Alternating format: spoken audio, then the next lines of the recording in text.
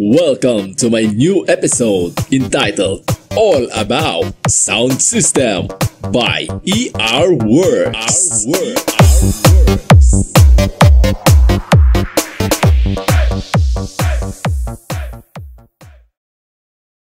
Hello mga boss! Ako na naman po ito at nandito na naman po tayo para maghandog na naman ng kaalaman para sa inyo.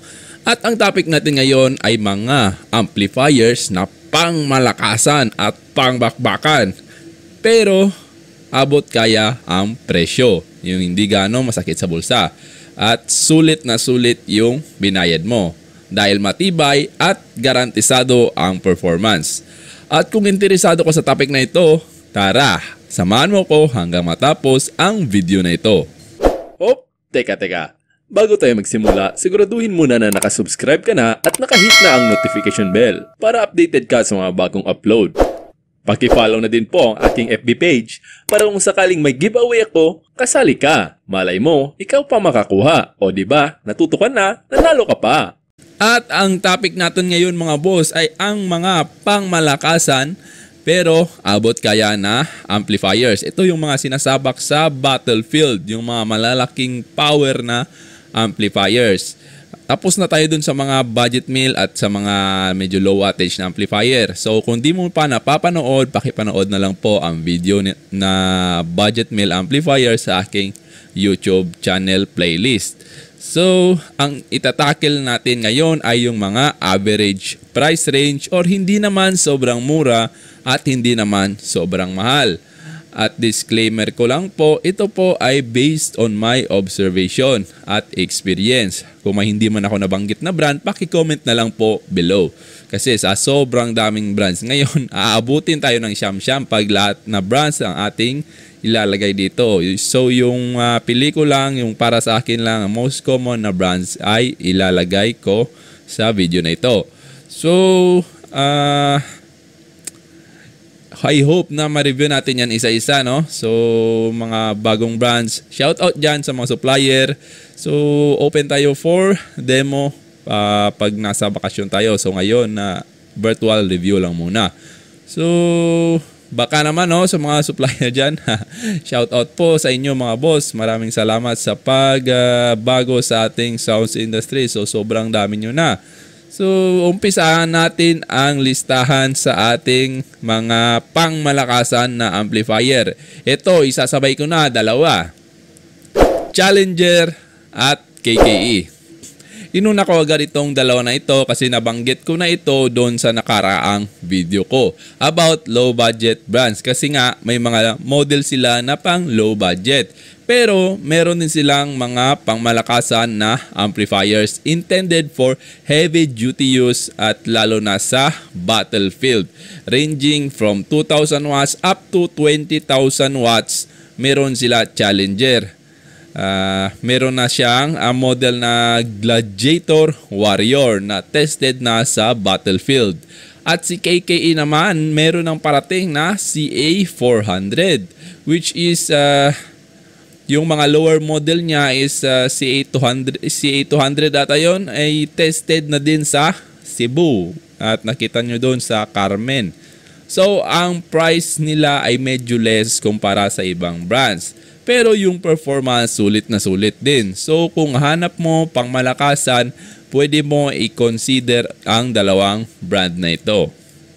Next, in our listahan is Joson and Zymar Power, tsaka Audio Master. Sabay ko na itong tatlo kasi nabanggit ko na to sa nakaraang video ko. So, meron din silang higher models pero wala pa silang mga pangbakbakan talaga na malakabaong. Pero si Zymar may parating na. So, hindi pa nakakarating sa Pilipinas. Baka mapala rin tayo, makahawak tayo nito. Boss Zymar, baka naman, no? Aabangan ko talaga yung mga halimaw amps mo. So, si Audio Master naman, ganun din. Wala pang malalaking model. So, up to 2,000 watts to 3,000 watts. Correct me if I'm wrong. Yun lang yung mga model nila. At huli ko sa tatlo si Joson kasi may kamahalan daw konti yung mga high power models niya based sa feedback ng mga Joson users sa akin. So tropa natin mga Joson lovers dyan, shout out po. Pero sulit din naman daw kasi maganda talaga yung performance. At pwede din natin isingit dito si Tosunra kasi meron na siyang inilabas na malaking amplifier na nakita natin doon sa Music Manila Sound Expo. So di lang natin alam kung may nakagamit na nito. At kung meron man kayong kakilala, paki-comment na lang down below kung sino ang nakagamit itong Tosunra na battle amp. So next in line natin ay si Live, Shockwave at Grandmaster Products. So meron na silang nilabas na affordable at pasok din to sa budget meal brands, pati yung Grandmaster niya. Yung Shockwave di ko pa na-try, pero yung Grandmaster na-try ko na at sobrang high gain. Konti pa lang volume mo, malakas na at parang may built-in siya na module sa loob.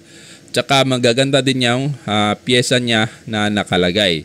Sa Shockwave naman, good price range din. Tsaka merong pangmalakasan ang Shockwave. At di rin basta-basta. Malakabaong din kahaba. At pwede din itong isabak sa bakbakan. Kaya din niya makipagsabayan sa mga high-end models ni Live. So sulit ito para sa akin kasi may option ka na kung gusto mo talaga yung Live at medyo short yung budget mo para sa FET series, sa category series. So nandito si Shockwave. So madaming loyal Live users dyan, no? So soon, sana makagamit din tayo nito. Kasi idol ko talaga si Live. Shout out Sir Live Power Max. Next in line is DV Audio. Isa din ito sa mga favorite brands ko. At user at reseller din ako nito. Kung patibayan lang, isa ito sa mga pupustahan ko talaga. Kilala naman nating lahat siguro si Pika Audio na gumagamit ng DV Audio Power 20K. At nakita ninyo na kinakalawang na lang yung amplifier niya, kakaservice, kakaupas, fuse pa lang yung nasisira. So magkano lang yung fuse? Wala pang naging major issue, walang palya, mapaservice man o battle. Kahit ako, matagal na akong nakagamit din ng DV Audio. At wala akong masabi sa performance. Yun nga lang, nabili na lahat ng DV Audio ko kasi binenta ko. Kasi may mga tropa tayo na nagustuhan yung ating amplifier. Ganun tayo pag may pumunta sa atin tapos nagustuhan yung amplifier, sige, bilhin mo. Bili na lang tayo ulit sa susunod. Kasi pag nasa barko tayo, hindi din naman natin magagamit. So, isa ito sa aking favorite brands. At sigurado makakademo tayo nito. Ang daming grupo natin na naka-DV Audio. So, ang DV Audio, isa sa considered brand ko talaga pag sa mga bakbakan. Kasi maganda yung after sale service nito at mabait yung supplier nito which is si Boss Dominic Tamonan. So shout out boss. So pag bumili ka, 6 months warranty with lifetime after sale support. So di ka talaga pababayaan nito kahit matagal ka na nakabili sa kanya. Basta DV users ka, hindi ka talaga pababayaan ni boss. So available ito sa Iloilo at meron din sa Cebu sa DVT Electronic Center. So abangan natin sa Battlefield yung bagong mga DV products ni ABS, yung DV speakers niya. Tapos ngayon yung bagong trending na bagong mobile sound na nakapost sa aking FB na si A3DS of Mina Iloilo. Nakapost yan sa page ko at trending ngayon yan dahil naka-DV D21 5 Max at may live i8 at yung amplifier niya is DV 25K power amps. Yun, no? So basta naka-DV, suabe! Next in line is Turbulence. Medyo huli ito sa presyo ko kasi medyo mataas na yung presyo na kumpara sa mga ibang brands. So wala na ata akong kailangan i-explain dito, no, kasi madami na talagang napatunayan ang brand na ito. At gagawa tayo ng full review na ito kasi naging part din ako ng brand na ito dati nung nagsisimula pa lang sila. So kilala natin yung mga supplier niyan, yung mga big boss dyan sa Turbulence. At kung hanap mo ang power, quality, durability, ito na ang bilhin mo. Hindi ka talaga maghihinayang sa pera mo. So far, isa ito sa mga best brand sa Battlefield, which is yung Raptor at Baby Raptor models nila na i-partner mo sa live i8 na speakers. Halimaw talaga. At almost sa mga Team Turbo, ito ang gamit nila. At available po ito sa Iloilo at Cebu. Isama na din natin si Earthshaker. Isa din ito sa mga solid brands which is narinig ko din sa personal. Sa mga mini sound niya na users ng Earthshaker tsaka kay yung trending doon sa Kabatuan, si Costan de Mariners of Negros, na outstanding talaga ang performance sa Battlefield. Tsaka si 2Els, naka-Earthshaker din yan. At si Ultimate Mini Sound. Gamit din itong power amp na ito. So isa din ito sa consider mo na brands pangbakbakan na amplifiers. Next in line, Lexus Audio. So medyo mataas-taas din konti yung price nito kasi isa to sa mga pioneer local brands. So swabe din ang performance nito at nakakasabay pa rin si Lexus ngayon sa mga malalaking amplifiers. Nagsimula si Lexus dun sa kanyang Tornado series which is very good performance. Apaka-solid talaga. At di rin papahuli sa Battlefield. So meron silang shop dyan sa Raon. Nakalimutan ko yung pangalan. Basta pag diretso mo, baba, dire-diretso ko lang, makita mo dyan sa gilid. Naka-display dyan yung mga speakers at amplifiers na Lexus.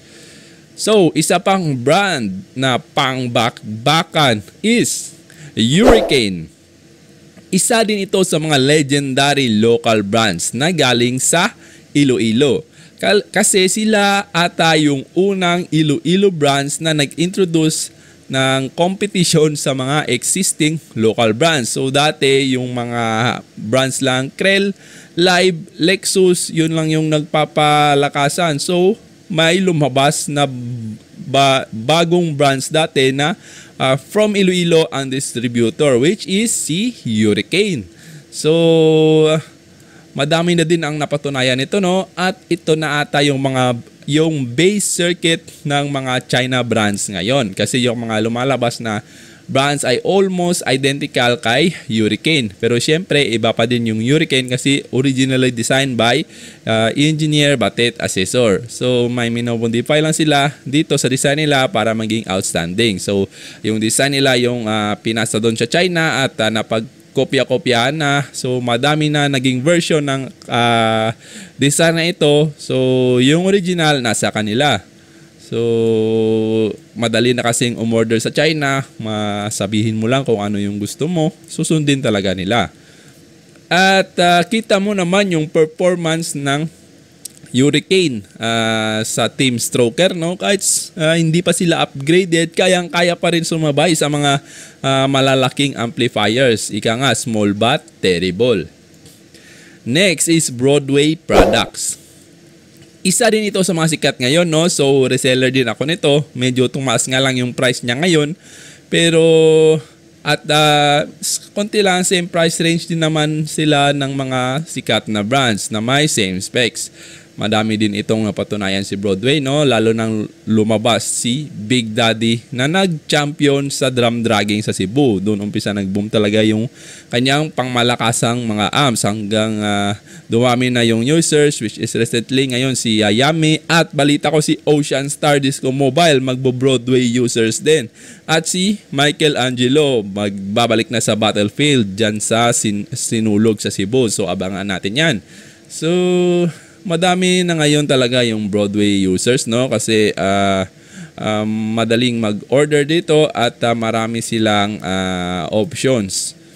So, marami pa ibang brands gaya ng DXB, Voltic, MRMC, Energy, Anchor Tank, Biojo, at marami pang iba. So yan na lang muna kasi abutin tayo ng siyam-siyam at gagawa na lang tayo siguro ng part 2. So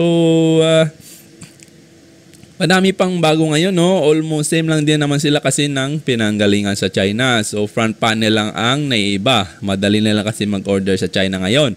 Basta may budget ka, gagawin nila at kung anong amplifier ang gusto mo na swak sa iyong pangangailangan. So kung gusto nyo mag-order, any brands dyan, halos kilala natin yung supplier niyan. So PM lang ako kasi yung iba may mga trust issue na sa mga scammer. So nandito tayo, pwede kayong mag-order sa akin. So at kung gusto nyo din magpa-customize ng brand nyo, pwede. Mag-direct tayo sa China, PM nyo na lang ako. Kung may budget kayo, walang imposible. So hanggang dyan na lang muna siguro sa ngayon yung ating video. At I hope soon makaka-isa-isa tayo ng demo niyan. So abangan din yung bagong setup natin. At palagi kong paalala, kung may mali man akong sabi, feel free to correct me kasi tao lang tayo, nagkakamali din. Pero tumatanggap tayo ng ating kamalian at tumatanggap tayo ng correction, mga recommendation at payo sa mga mas magagaling pa sa atin. So maraming salamat po sa suporta ulit sa ating YouTube channel.